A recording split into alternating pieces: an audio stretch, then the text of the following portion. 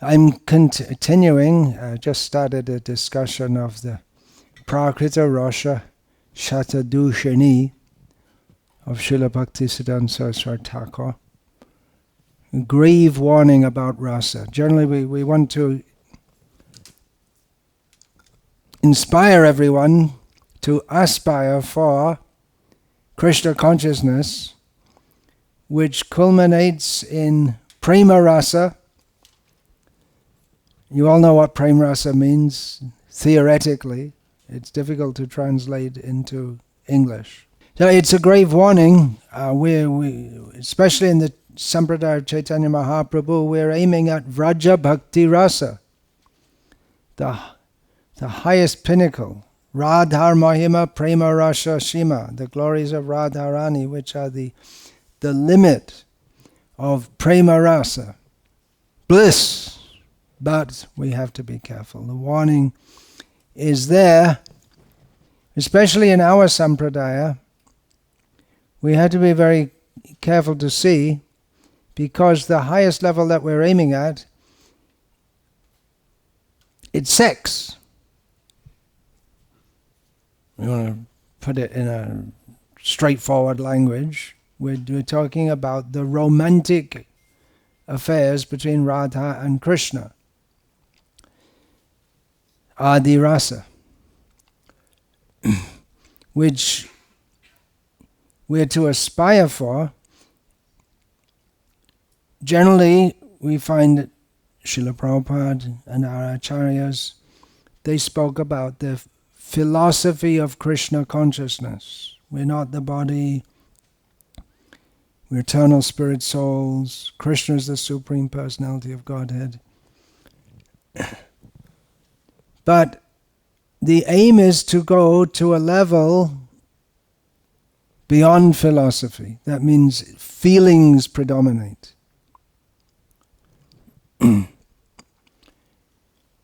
It's heart over head. But in this world, if we have heart over head, because our heart is filled with dirty things, then we will tend to misunderstand the pastimes of Radha and Krishna and become inspired for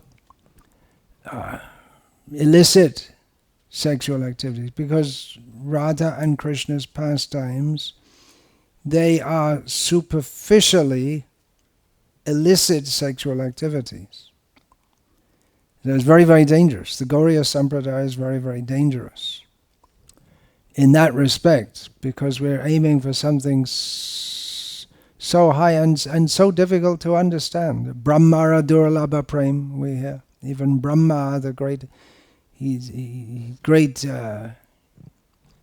philosopher and highly elevated pious person, even for such a person, it's very hard to attain such prem. Chaitanya Mahaprabhu promises to freely distribute that, but then there is some condition. Vishaya charya shairashe majya, mukhe bolo hari hari. One has to give up sense gratification. Then one can actually enjoy that rasa. He can take pleasure in that. And then the chanting will go on. So Srila Prabhupada, in translating this line, we'll find his purport to this song, Parama Karuna, says that there is a condition, and we find that also again and again. Narottam Das sings, Bishaya Charya Kobe Shuddha Hobe Man Tobe Hama Herabo Sri Vrindavan. When I give up the desire for sense and the activity of sense gratification, and the mind is completely pure, then I will be able to actually see Vrindavan. So it's a great warning, because we all have feelings and we all have emotions, and they're very dangerous because they drag us down, they perpetuate our material existence. Feelings and emotions that's intimately mixed with desire. We desire to get something, we get it, and we're satisfied on the material platform, but it's Shruti Sukha. It's advertised as happiness. We've heard that it should make us happy, but it doesn't. But not knowing anything else, we go looking. We don't know anything else. We're addicted to the desire for pleasure, but not knowing anything better, we look for it in material sense gratification. So there is prakrita rasa, the feelings that arise from prakrita rasa. Material rasa, which is actually, it's oxymoronic, or it's a contradictory term, because the real rasa, that definition is there. Vyatitya bhavana vartma yas chamatkara bharabu hridi satvojvale bardham svadate sat raso mataha. Rupa Goswami gives the definition of rasa. And of course, his book delineating this subject systematically is Bhakti Rasamrita Sindhu. So we're talking about Bhakti Rasa. And there is the Prakrita Rasa, or the Jara Rasa. There's the material Rasa also, which is the subject matter of dramaturgy or Natya Shastra, even prior. Chronologically, as we perceive reality, the delineation of mundane emotions and feelings was given by so many in the dramatics. Natya Shastra, that literally means dancing, but that's used for drama also. So that's given by Bharat Muni. Srila Prabhupada refers to him as a great sexologist. He delineates the mundane rasa, and there's so much discussion, as in every facet of traditional Indian life. So much discussion. Is rasa in the heart of the actor, and it gets transmitted to the heart of the audience? Or is it something that's awakened in the heart? And we have something also that is rasa something to be attained, or is it given to us, or is it something to be reawakened? And that's a whole big subject matter. But the point is that prakrita rasa, it's not really rasa at all. And so when we say bhakti rasa, it's like saying sadguru. Guru means a genuine guru. But there are so many bogus gurus that we say Sadguru to distinguish the real guru from the bogus gurus. And then all the bogus gurus are also called Sadguru. And there's one in particular at the present time, probably people outside India think that that's his specific title.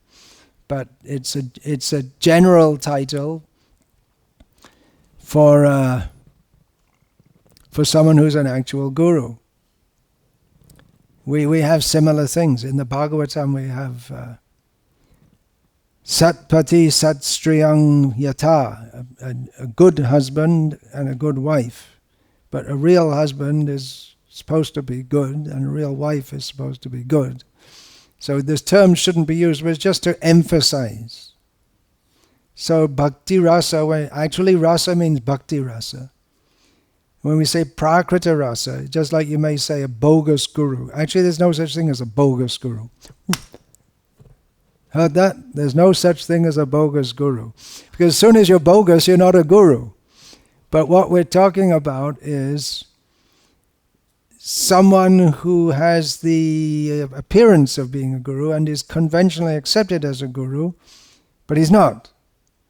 So it's a bogus guru. So in the same way, if we say prakrita rasa or jara rasa, it's material rasa. It's not really rasa at all, but it is conventionally understood as such. So Bhaktisiddhanta Saraswati Thakur is warning us about this, because our practice since time immemorial is to try to enjoy prakrita rasa, material rasa. But the whole endeavor is upside down, back to front, and inside out. There's one word in Indian languages which covers all of those, ulta.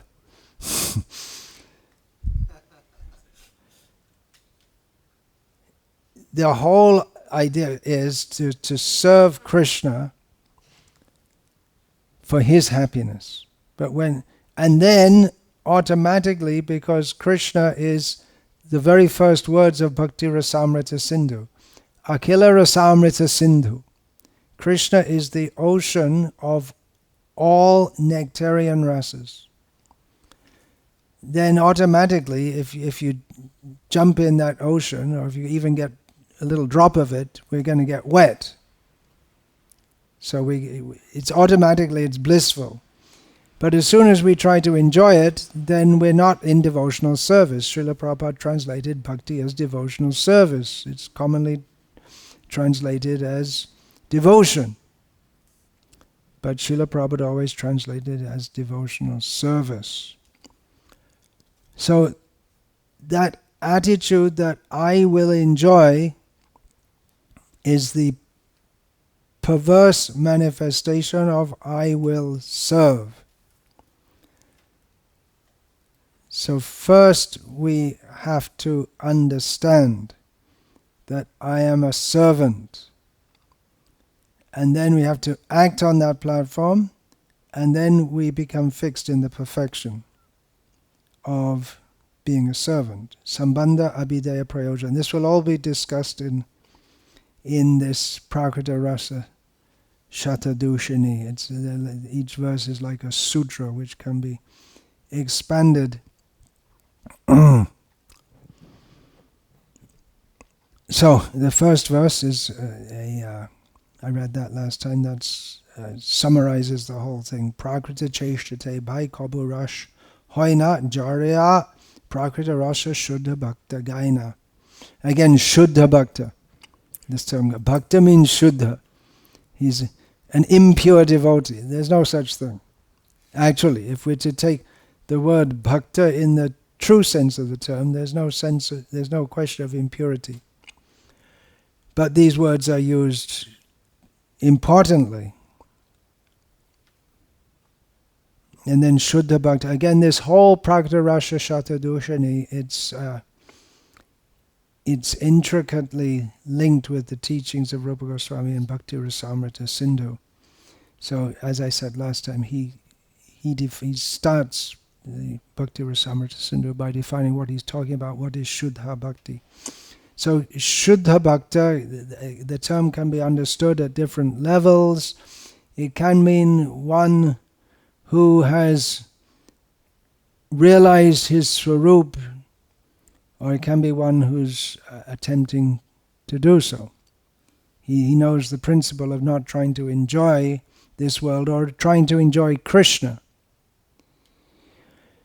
So the second verse, Prakrita Rasha Shikha Bhikha Shishye China Rati Bina Jai Rash Taha Guru Dena. The second verse is that the word Shishya is used here, disciple. But from the context, it's clearly understood it means a genuine or a sincere disciple. Because Bhaktisiddhanta Saraswati Thakur says that a genuine disciple does not approach a guru. I'm expanding the meaning here. Does not approach a guru. He does not ask to be initiated into mundane mellows. He's not seeking something cheap. He's got some idea of what he's after. As Srila Prabhupada gave the example, if you're looking for electrical goods, don't go to the vegetable market. Of course, in this country, as we were saying yesterday, everything's all mixed up.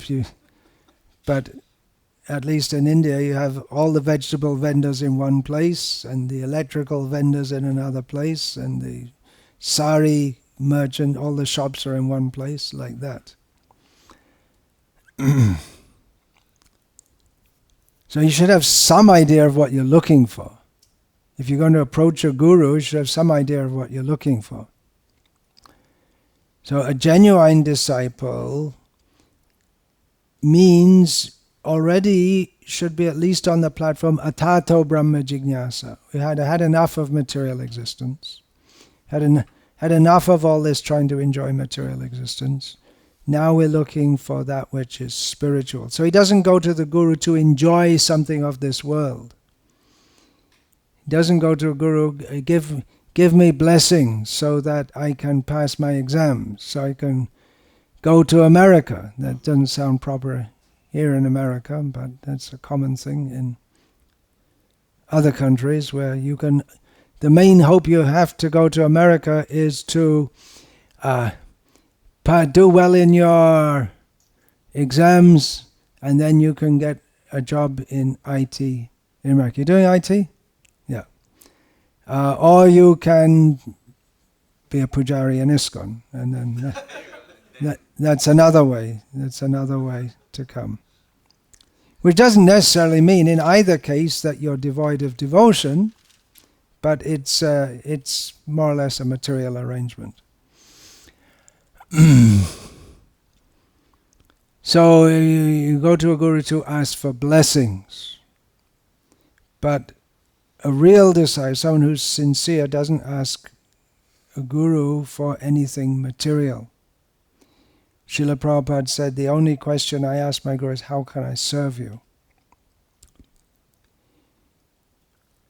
Then the guru himself doesn't give rasa without rati.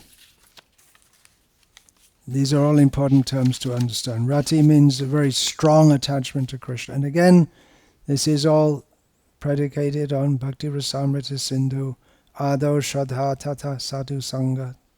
What is it? Tata Sadhu Sangha. Bhajana Kriya, then Anartha Nivriti.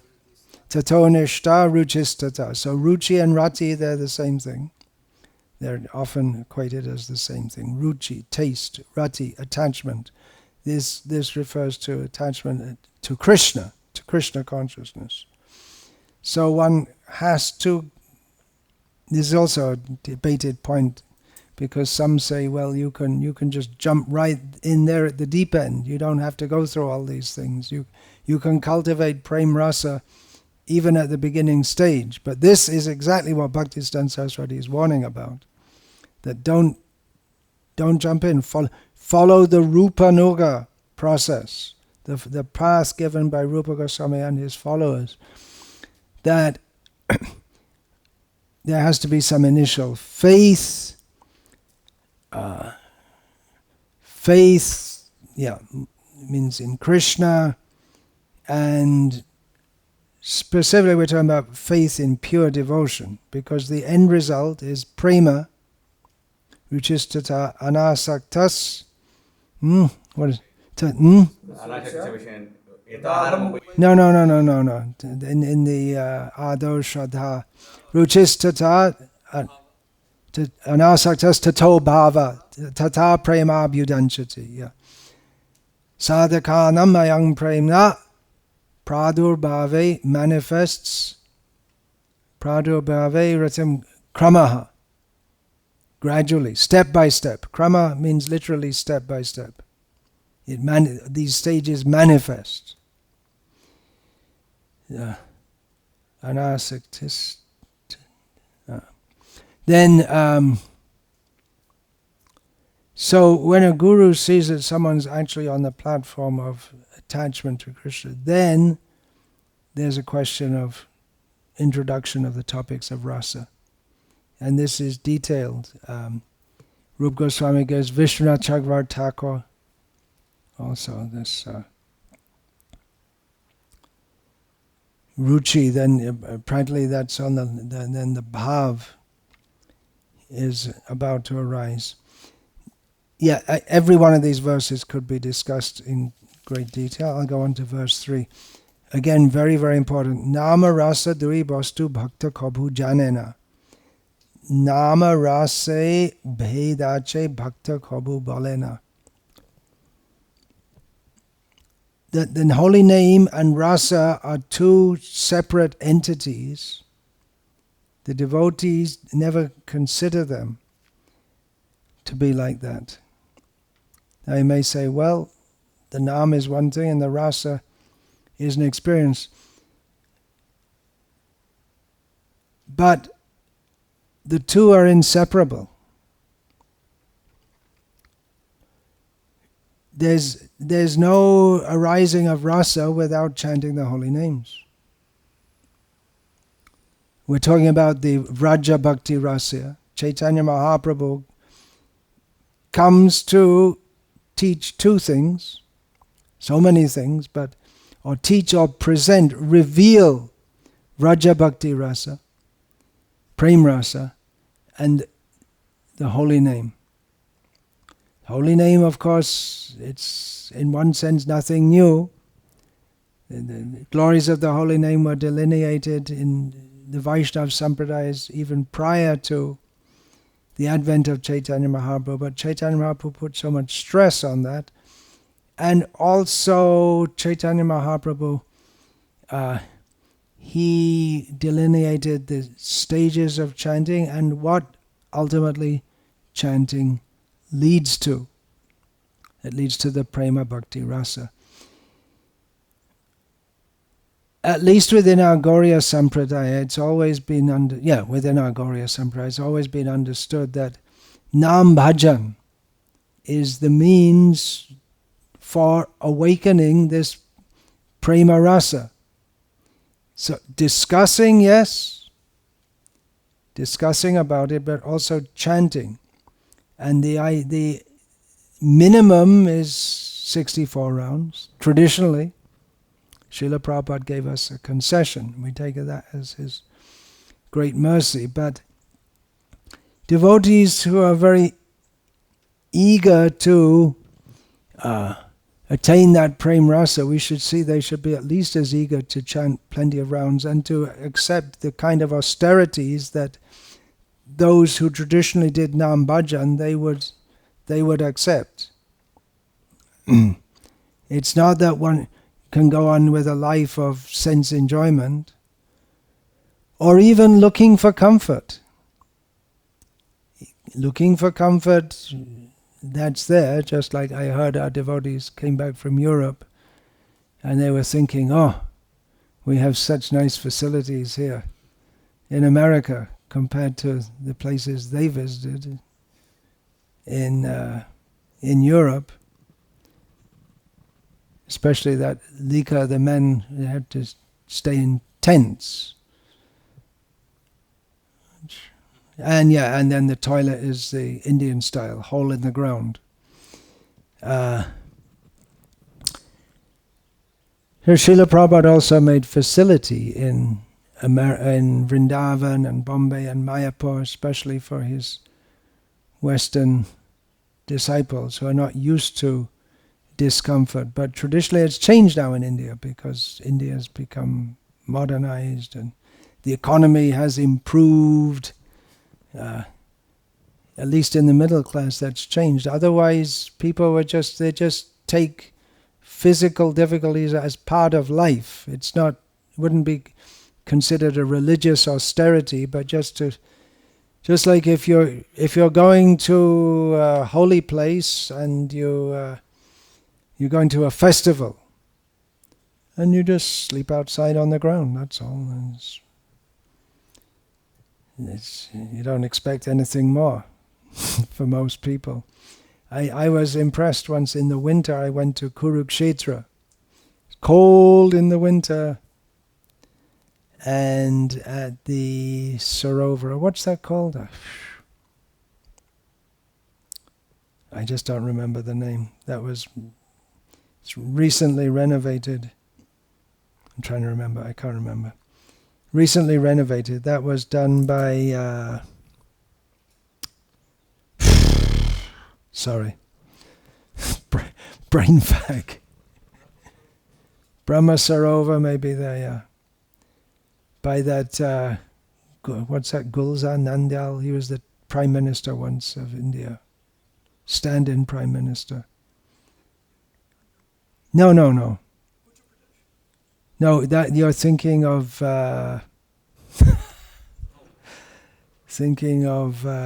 Chandra Reddy? No, not Chandra Babu Rai. Chandra Reddy. He was the governor of UP. He came to the opening of the temple there. He was very favorable to Srila Prabhupada. He was from Andhra. He was the governor of UP.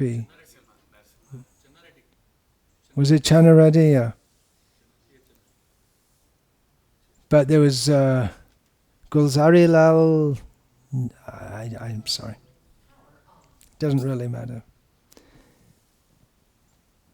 Gulzari Lal Nandu, something like that. He met Prabhupada at Kurukshetra, and he was promising to give land for a university and this and that. But he, using his position, he used government money for renovating the whole area. So anyway, that's a detail.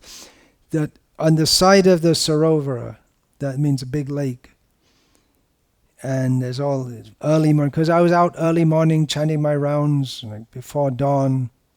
No one's up at that time, and hardly you'll find anyone. I'm so cold in the winter.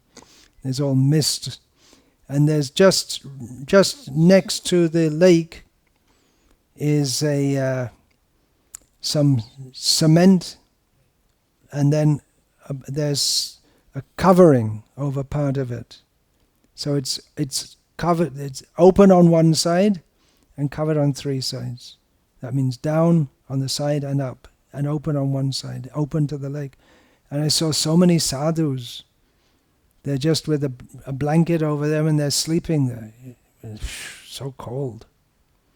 And you go up even further north. You go up to Haridwar, Rishikesh, and you see the sadhus. They're smoking ganja, but they're very austere also. So that austerity, Prabhupada made a note of that. He said that the sadhus, even though they smoke bidi, but they are very austere, and they're not engaged in gross sense gratification. Some of them might be, but generally not. So anyway, I'm making the point that it's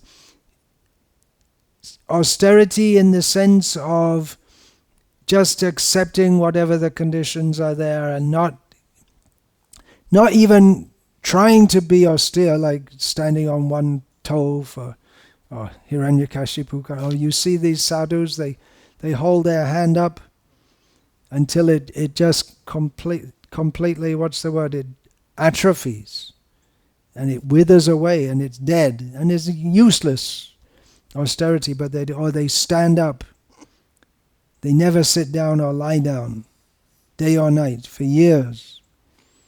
So their bodily limbs atrophy. So that's a useless austerity. That's karshayanta sharirastam. That's called in Gita by Krishna as being a demoniac austerity. But just accepting whatever conditions are there and going on with life was very much part of Indian life until recently. And you still see it to some extent. The poor people, they'll sleep on the station at night, and on the train they don't get a booking, so they just sleep on the floor, and they just tolerate because they have to. So that's not making any endeavor for personal comfort. It's very much part of the culture of bhajan in general. That means cultivating one's internal relationship with Krishna.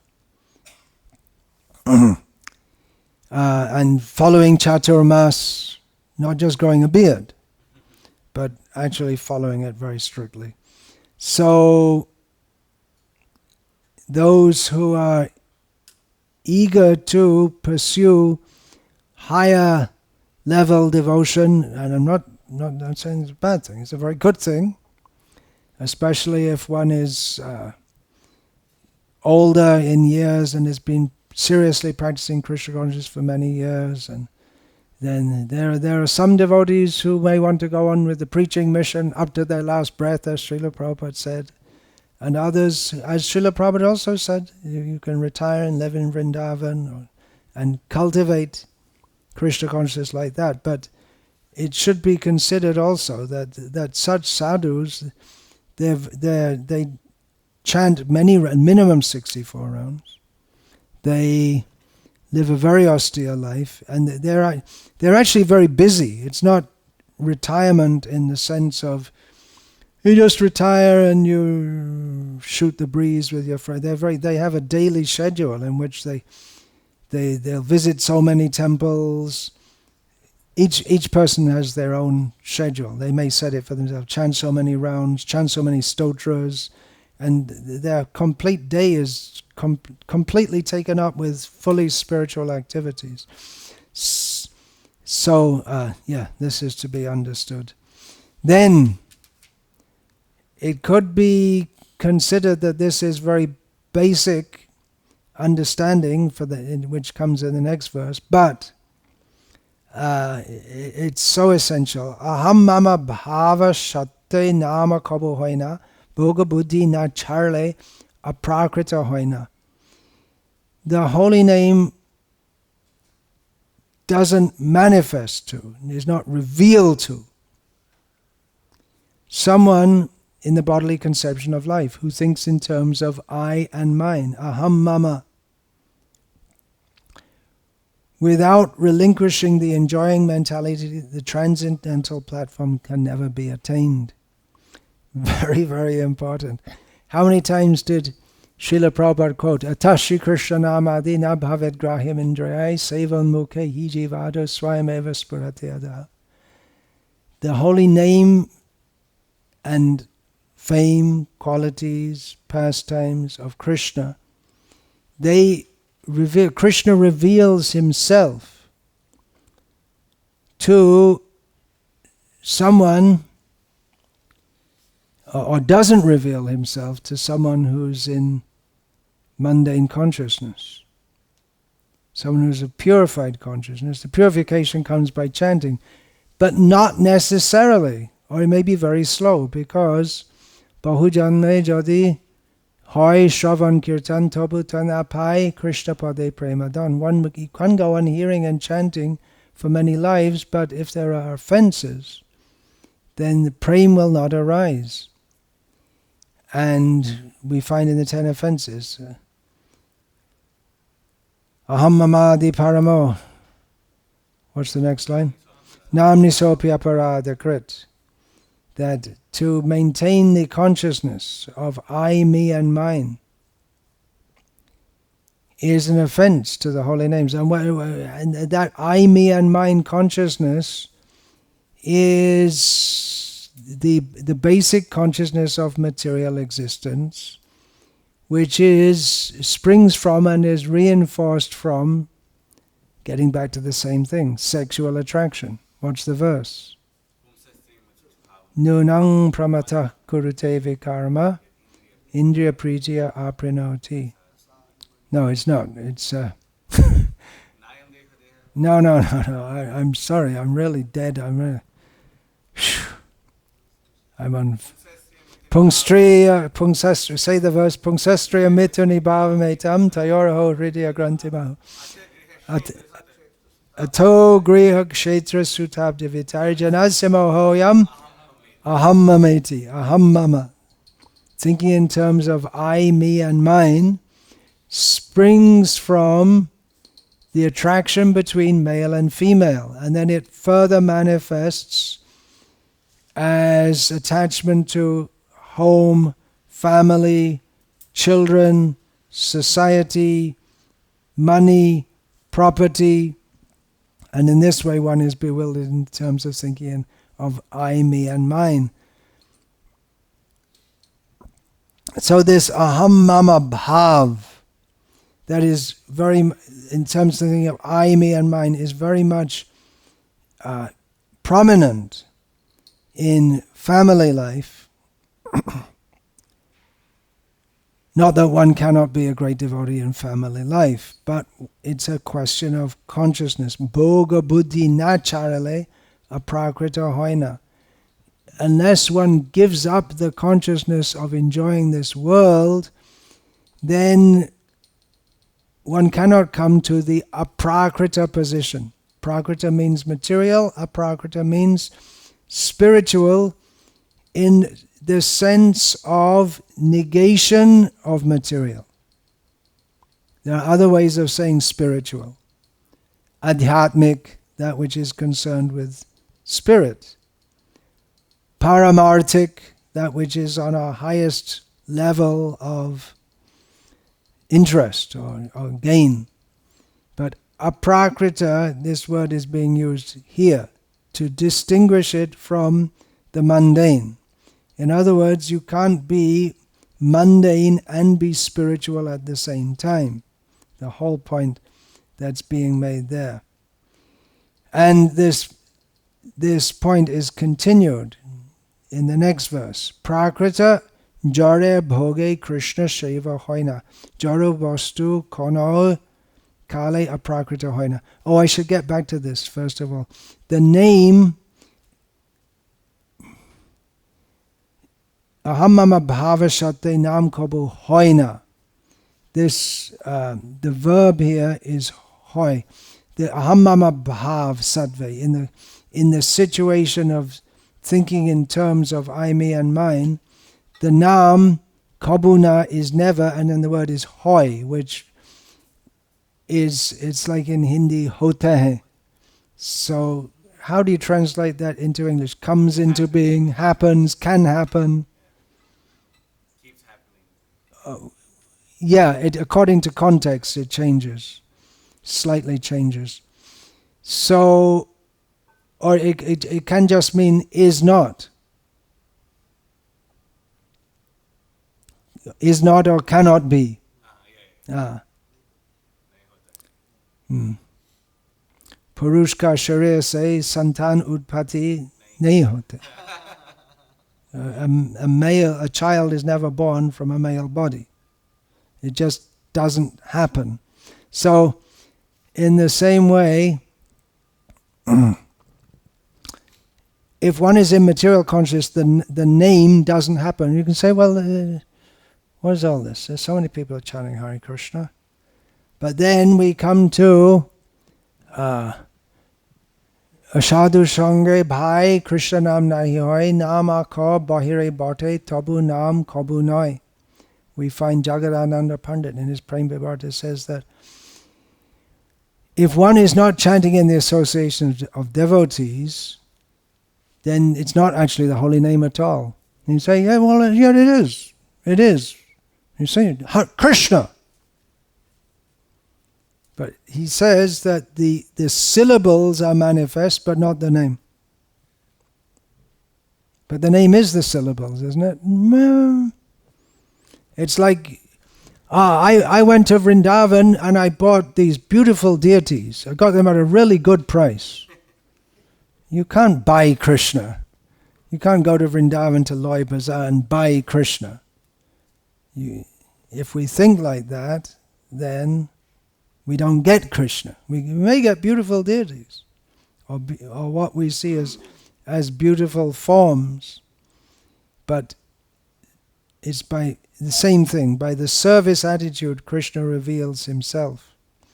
So in the same way, if someone's in the consciousness of material, enjoying this material world, then he may be a very good singer, a very beautiful voice, may play the mridanga with very big muscles with tattoos on them. But the holy name is not necessarily, the holy name is not forced to reveal himself to such a person.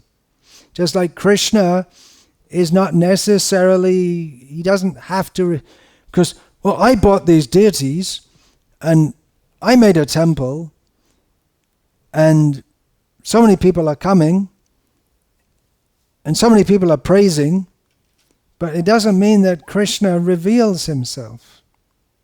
Krishna, if he wants, he'll manifest there. If he not, he won't. So the same thing with the holy name. We can't force the appearance of the holy name by any mundane endeavors. So as I was saying, that we might think that this Prakrita Rasa Shatadushini it's suitable for something Sahajiyas in Bengal in the 1930s or something like that, but it's applicable in Vaishnava society today to ourselves also we should consider. So the next verse, Prakrita Jarya Bhoge Krishna Seva Hoina. Then, if one is enjoying this material world, then Krishna Seva Hoina, we don't actually perform service to Krishna. If we're thinking of it in terms of enjoyment. Jaro Bhashta Kanai Kale Aprakrita Hoina. And mundane things can never be spiritual. Well, wait a minute. Srila Prabhupada always gave the example that the microphone is spiritual because it's used in Krishna's service. So doesn't that contradict what's stated here? Why not?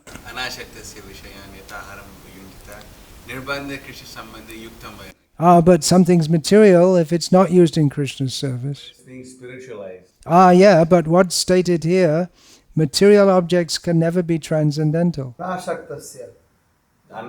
it's a material object and it becomes spiritualized. Ashakti towards material objects makes it towards an object makes it material. The attachment to a material, the attachment to enjoying it makes it material. But the application of using it in Krishna. So what the proper understanding is that actually, in one sense, everything is spiritual because everything is Krishna's energy. But it becomes material in our conception due to our misconception. So as long as we're considering something material, which means it's something for my enjoyment, then it can never be spiritual. And that refers to the holy name also.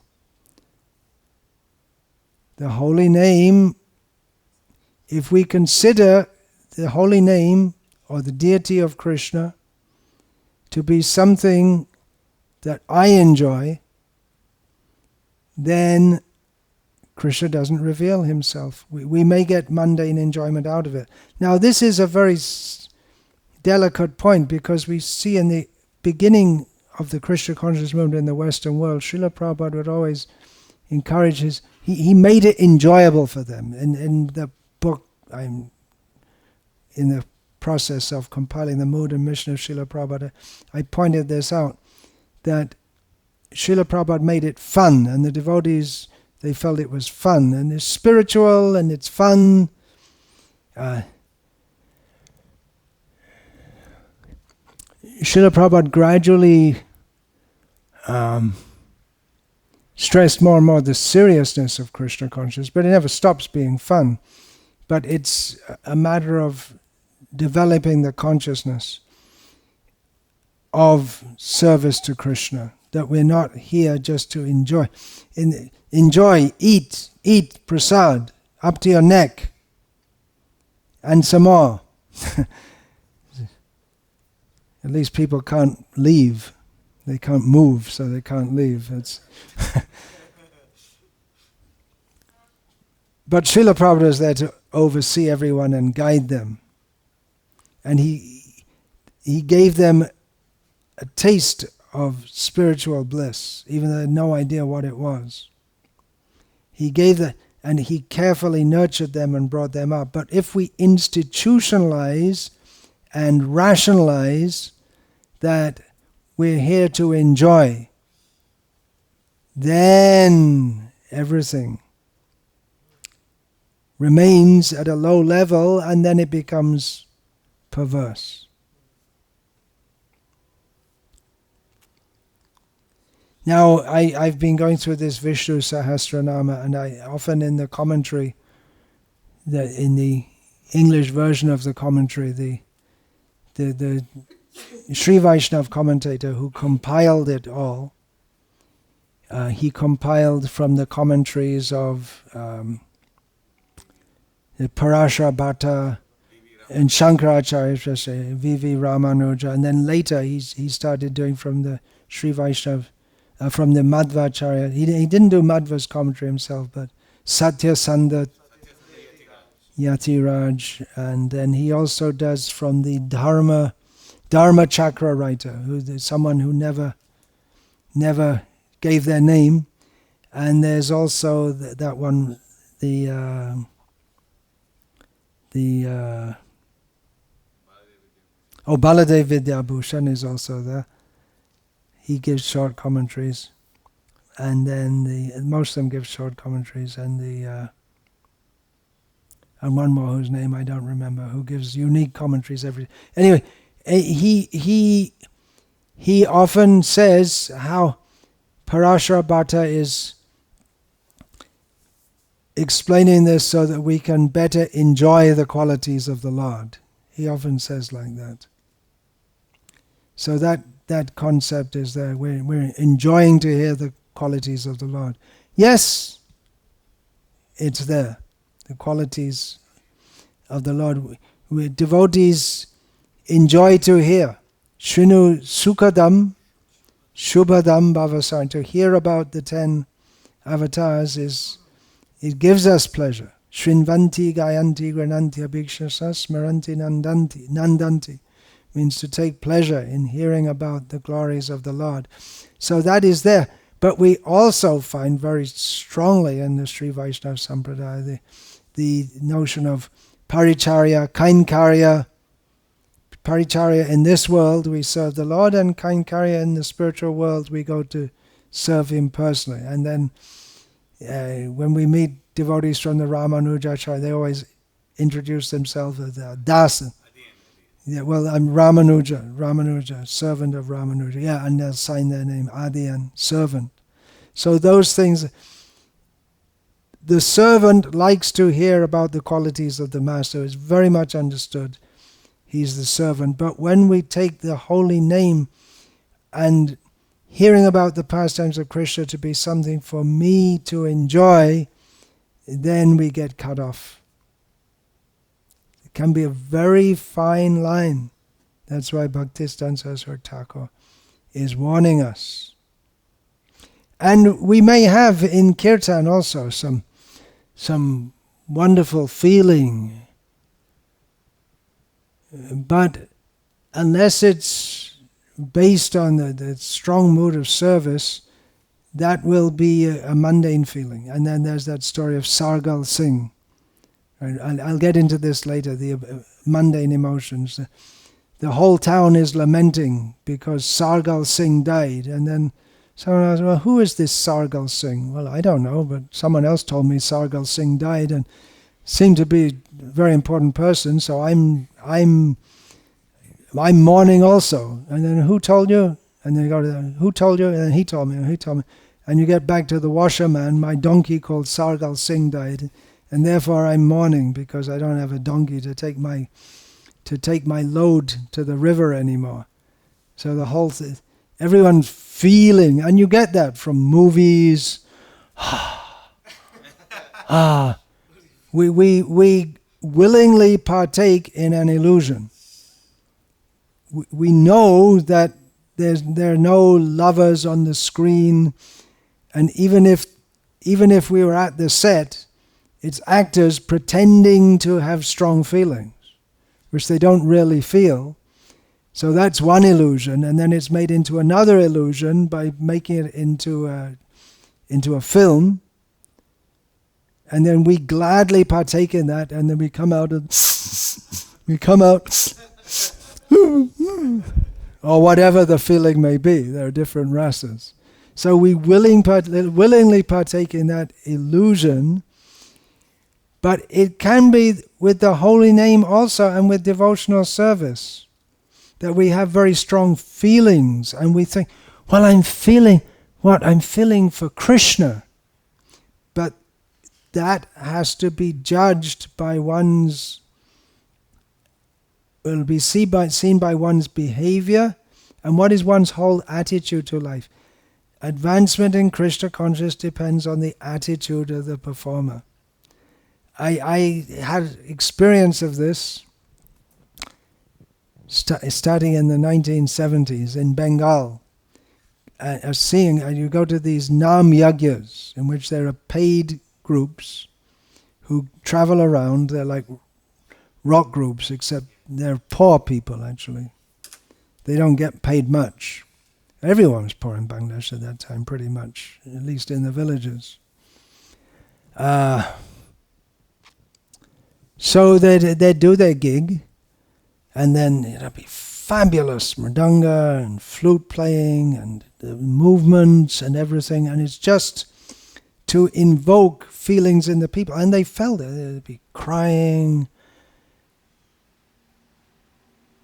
But then you'd see that you usually have a 2-hour gig, approximately 2 hours. One praharam is ashtaprahar. So they have one,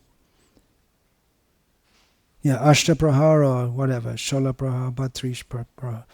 So they'd have one gig, and if the other group, the next group is late coming, then they have to keep the kirtan going on because it's akhanda harinam, non-stop.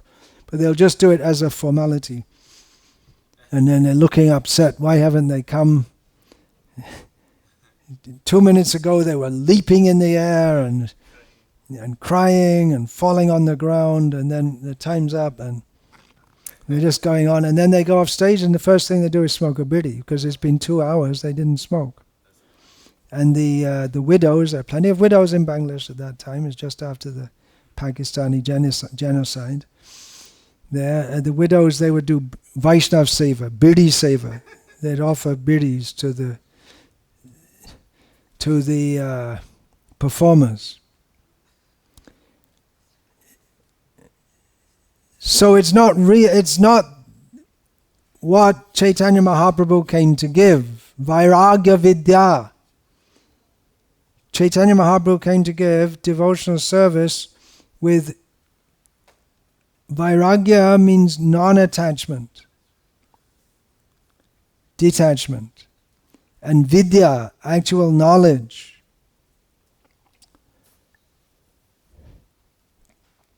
So Chaitanya Mahaprabhu came to give this, but if that is lacking, then it's not the real thing.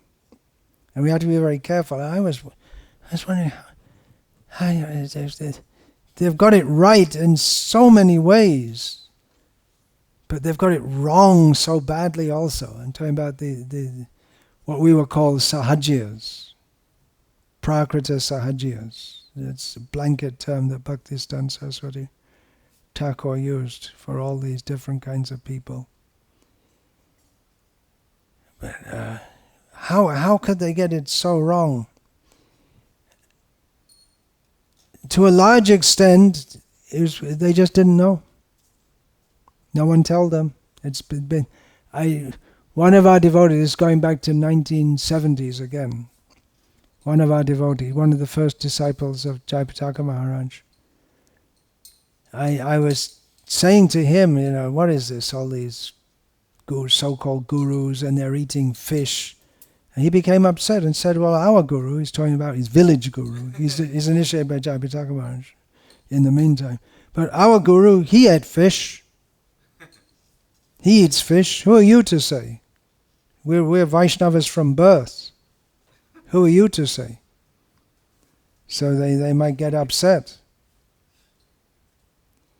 That's why Shubhag Maharaj told us that Srila Prabhupada told him, because he joined ISKCON, he's from Bengal, but he joined ISKCON in London. It was initiated by Srila Prabhupada in London, and Srila Prabhupada told him that you learn the philosophy of Krishna consciousness from these Western devotees, but the culture, what you learn from your mother. So the culture is very good, but they lost the thread. And I was wondering, how could they have such a great thing and they're smoking bidis and eating fish? And we didn't see much illicit sex going on, but that was generally looked down on. But that was sometimes going on. It depends, there are different. We say prakrita sahajiya, it's a blanket, it's used by Bhaktisiddhanta Saraswati Thakur as a blanket term for all different subsets of different upper sampradayas. I was wondering, how could that be? But the danger is there. If we don't properly stick to the Rupa Nuga path, then it's quite likely that what Srila Prabhupada brought will be misused, misrepresented, and the same kind of thing can happen. That's why Srila Prabhupada emphasized so much, read the books, study the books. We'll find his letters. Srila Prabhupada said, chant 16, rise early, chant 16 rounds, follow the four regulated principles. He emphasized again and again and again.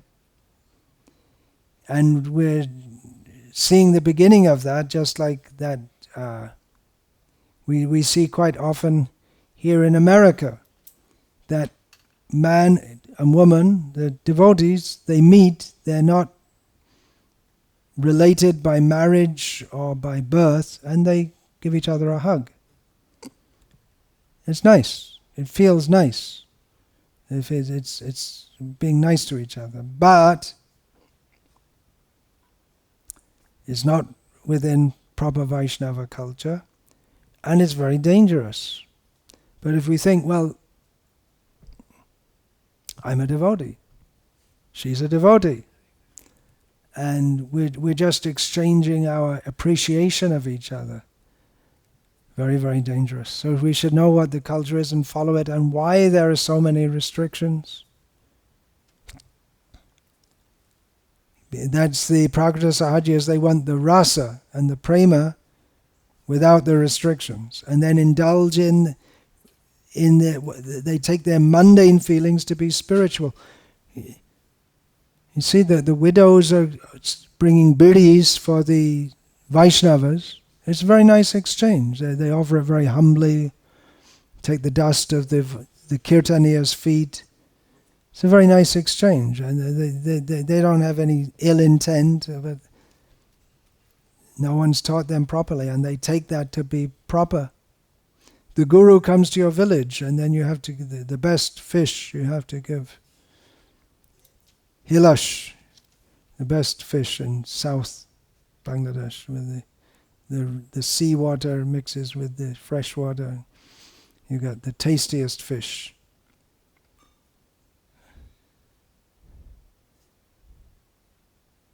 What is that? Magar macha jol, mukhe haribol. You, with your mouth you drink the juice of the magar mach. That's one kind of fish, and you chant the holy name. And they think it's all right. Sounds good. Sounds like a nice slogan, right? That's like Joto Mat Toto Pot. Sounds good. Sounds good. Nice, inclusive. All paths are the same. Don't get in anyone's case. Don't have this superiority syndrome. Don't look down. Don't be judgmental. Oh. Have to be very, very careful. Jaro shatta bharta mane chit kabo hoy na, jaro vastu chit hoy bhakti kabo bolena.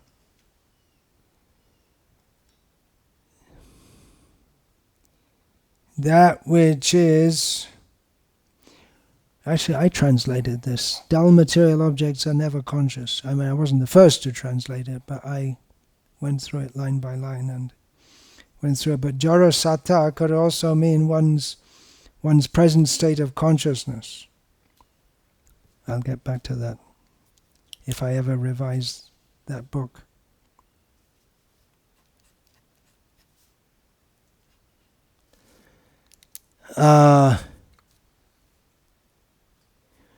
That which is material now can never be.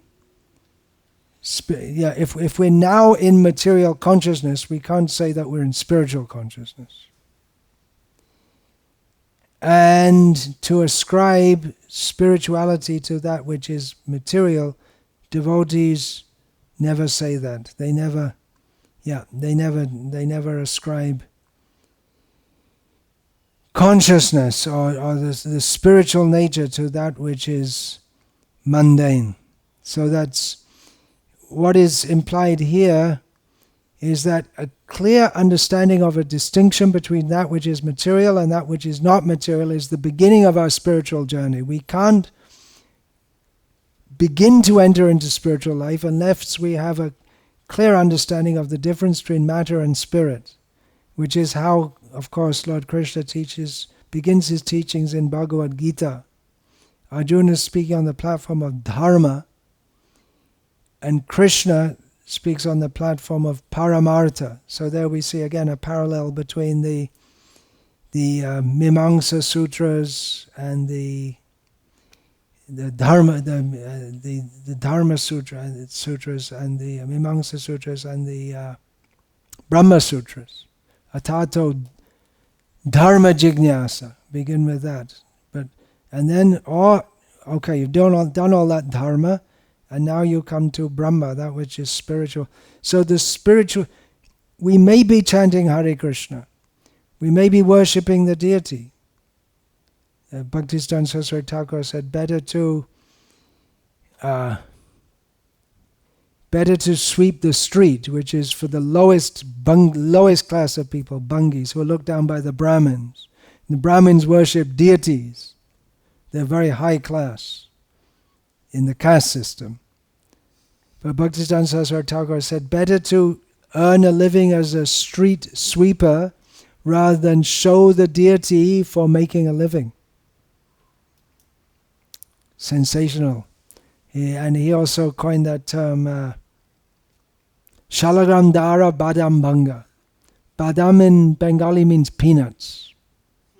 So using the Shalagram Shila to break peanuts and to break open the peanut shell and eat the peanuts. So he gave that, and apparently there was some instance which he'd actually heard about. I've seen not exactly that, but in my travels throughout India and throughout the years, I've seen horrendous things. Nothing coming to mind just exactly now, but the whole attitude and you see that, just like people say, well,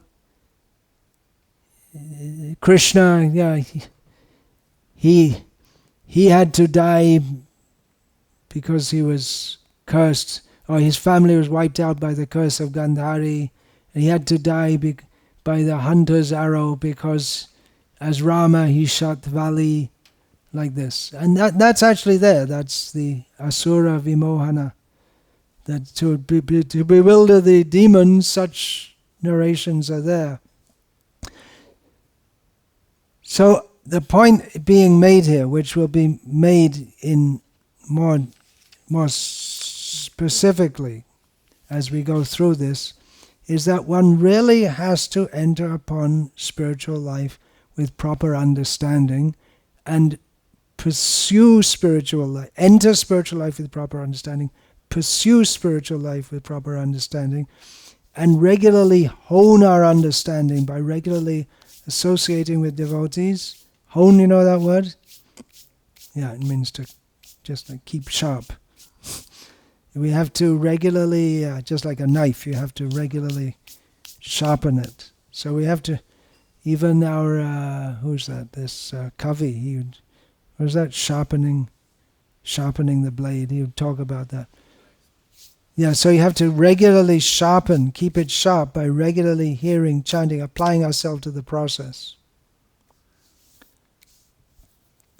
Otherwise, we'll see things mundane to the extent that we'll see a shalagram to the extent of using it for breaking nuts, which the forefathers of the pujari who does that would have been horrified. But what happens when the hearing and chanting, or specifically hearing, is minimized, or it's mixed with the element of enjoyment, without a proper understanding or without properly emphasizing that we are servants, we're primarily servants, we're not here to enjoy, unless that is emphasized, then our vision becomes mundane. And there's going to be a festival today, so many people will be coming, so I have to dress the deities very nicely. And no, it'll cost too much money. No, but we'll get it back. If we do the deity worship nicely, then we can ask people for donations, more. That's why we have to do deity worship nicely. So these kind of thoughts can arise. That's why you find in any holy place, in India, there's some big temple, and you'll find so many smaller temples all around which people have put basically for commercial purposes. The land next to a major temple, you don't see it so much in South India, but in Vrindavan area it's very prominent. Not Vrindavan town, because every square inch is taken over and the land mafia has their eyes on it.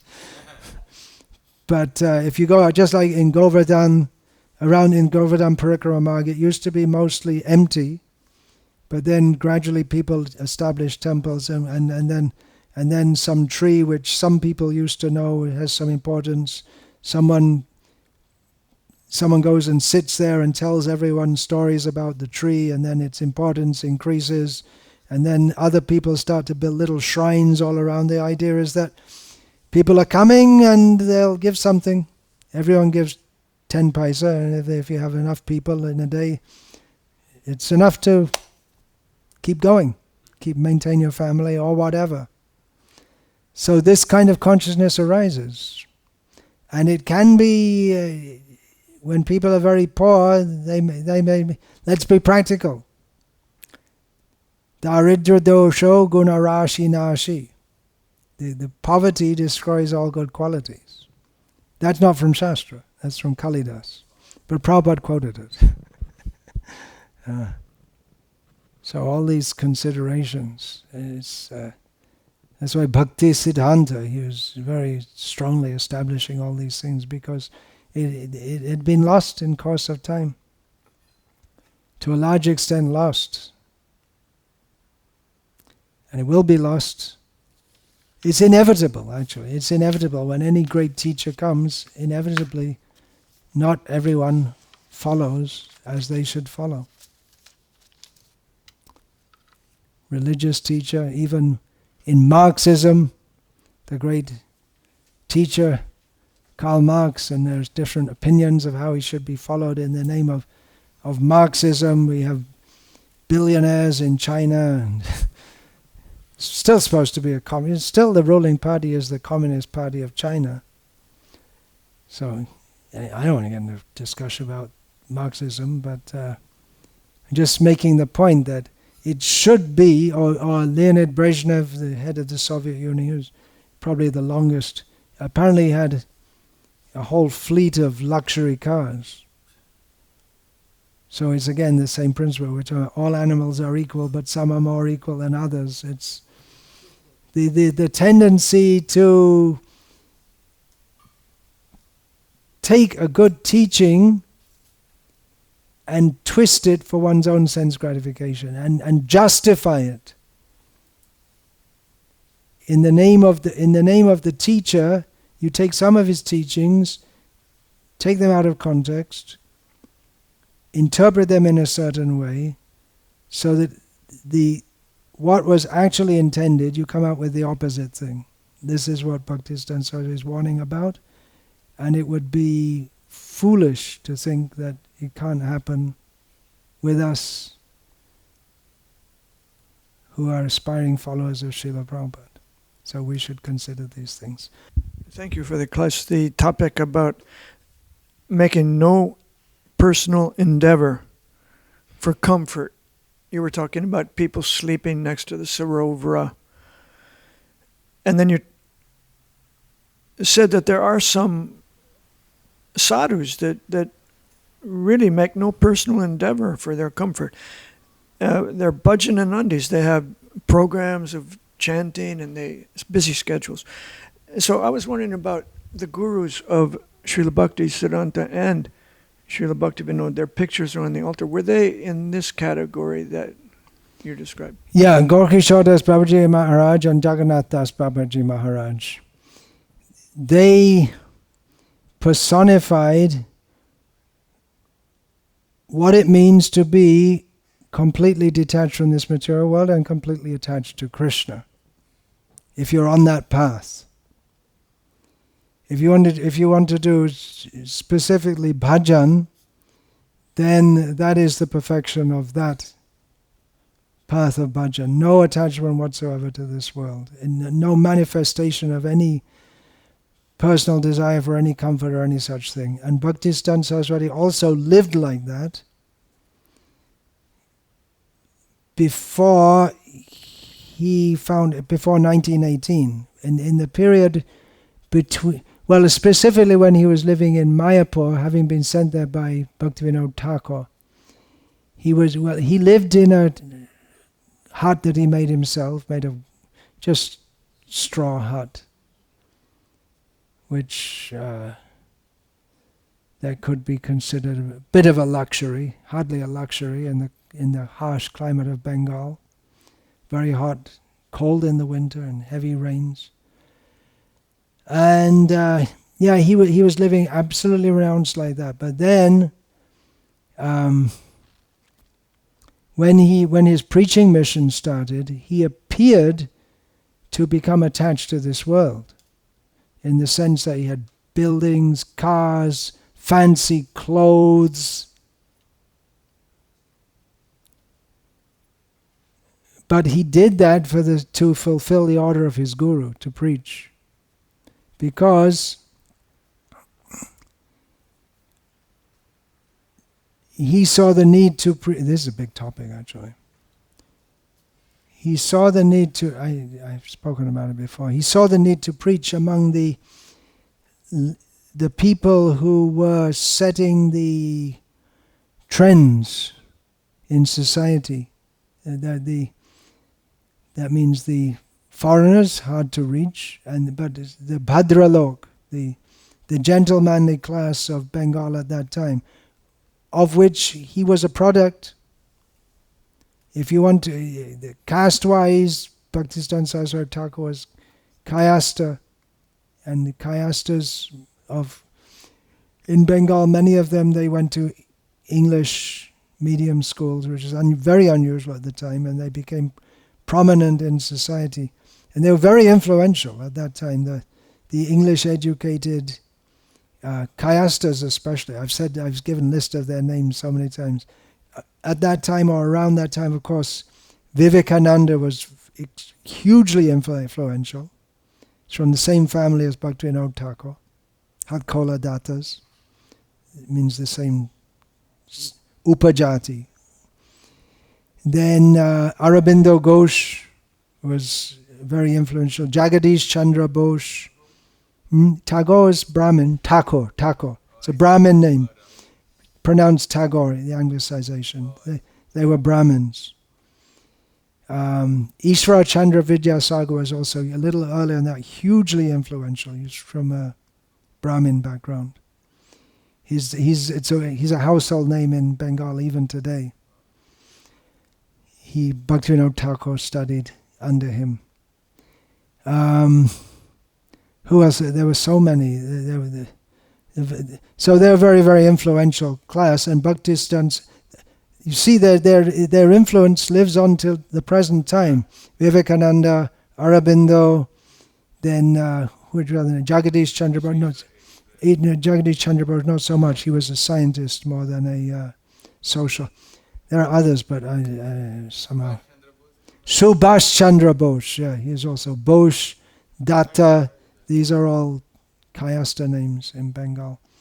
They're hugely influential up to the present day. So Bhaktisiddhanta Saraswati wanted to reach them, but he knew that if I'm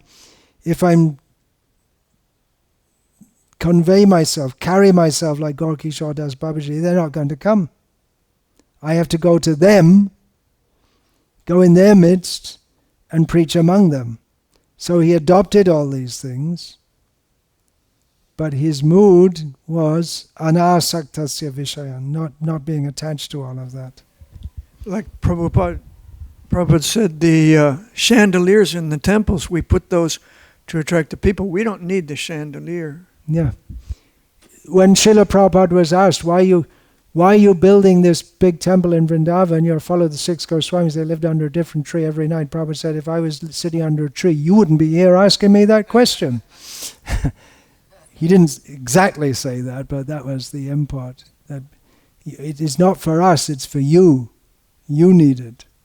because you wouldn't give me any importance otherwise. He also said that we have these 3 temples in India, that's enough. Mayapur, Vrindavan, Bombay, and now we just distribute books. When he was given land in Hyderabad, he developed it. And he wanted a center. He said different things at different times. But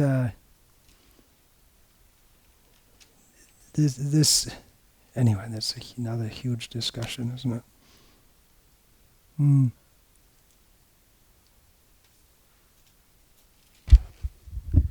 Guru Maharaj, you made I think it was a translation of one of the verses.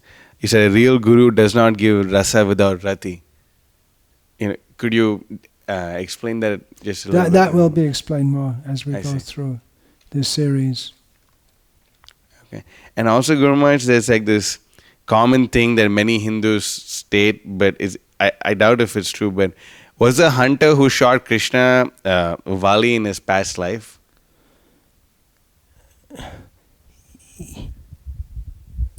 I'm not aware if there's any statement like that. There is, if we've seen the 11th canto commentary, it says who he was. It may be, but there's some bhav there, but the hunter was very sorry. And we see also that Vali, before he died, he was apologetic. First of all, he blamed Ram, and then when Ram explained to him, he was very apologetic and he left in good consciousness. He wasn't envious of Ram.